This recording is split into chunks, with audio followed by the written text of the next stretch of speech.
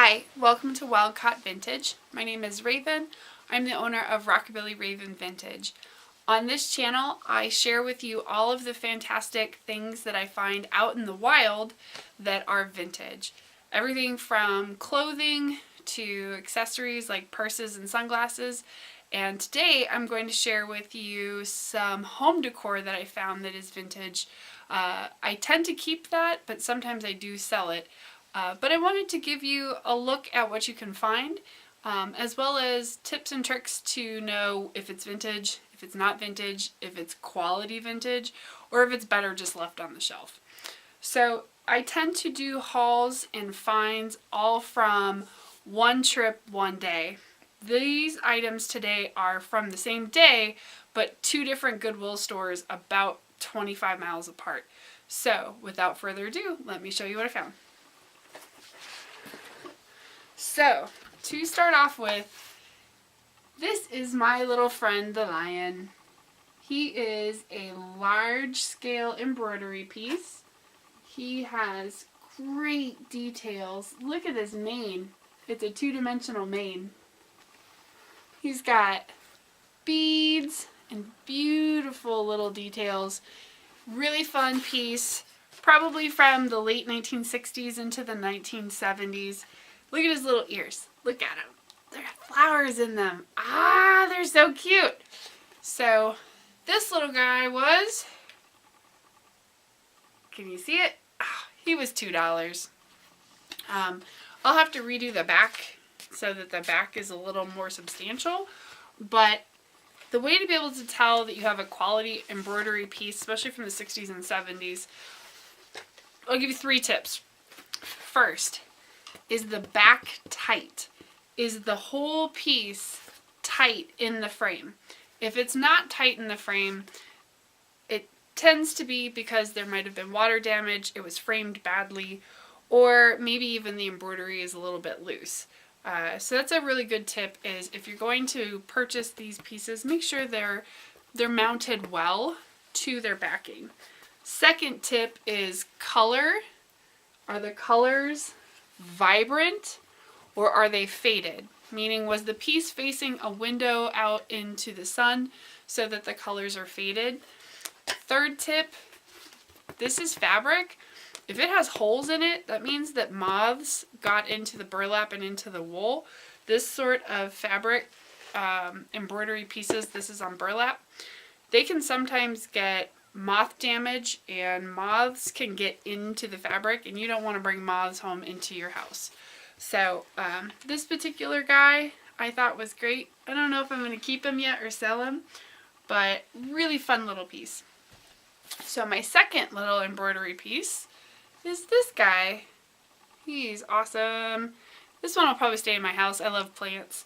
He's got 3-dimensional greenery going on. So as an example of that, if the backing is tight in a frame, this is not well framed. It is exposed back here. It is really loose. I don't know if I can show it. It's really loose in the frame. I'm going to pull it out of the frame, pull it tight, get it nice and clean, and then probably reframe it in a gold frame. So I can't do pets because of the store, because of allergies, so I collect plants.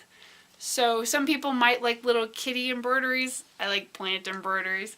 So this one was in such good condition, and it was $1. Nice. Alright, so I have one more fantastic home decor find. These beauties were on a shelf together in the store. I might cut a picture of it in so that you can see it. They are from the 1950s. These are staying in my house, just so everybody knows. And they are a pair. Aren't they beautiful? Look at these little guys. They are little water bearers. They got their little hats. Again, they were $2. You see it? Oh. So I went into this little Goodwill, and it wasn't a great thrift day for that particular Goodwill. Wasn't a lot to find, but I did find these cute little guys. And I don't know if they're California pottery or American pottery. They don't have any markings, but a really good way to be able to tell if a piece like this is vintage is glazing, coloring. Glazing is how shiny and things it look. The lines and the details are going to absolutely be something that'll be an indicator. This little guy has one little ding, and I plan on cleaning that up before I display them in my home. But online they're actually worth quite a bit. So that was a really good little find. I'm trying to set them down carefully. So at that same thrift store, the only other thing I found was a pair of Dolce and Gabbana sunglasses that I was really surprised were floating around in this little thrift store. These are them. You can see the little, they are not vintage, but they are higher end. I thought a pair of Dolce and Gabbana sunglasses, they have a real vintage retro feel. Yeah. So, might not be vintage, but they have that vintage vibe, and they're really, really good quality. They've got great metal hinges, so I'll keep them. I might sell them. I won't sell them in my vintage store. I might throw them up on eBay. But there you have it, my friends. There's a couple of home decor pieces that I will be adding. Oh, I almost forgot. I got an entire bag of 1960s grapes for $5. I got blue and green and orange, and they're amazing. If you find these, put them out. Aren't they great? So that was my last home decor thing. So there you have it, friends. All the things for your home.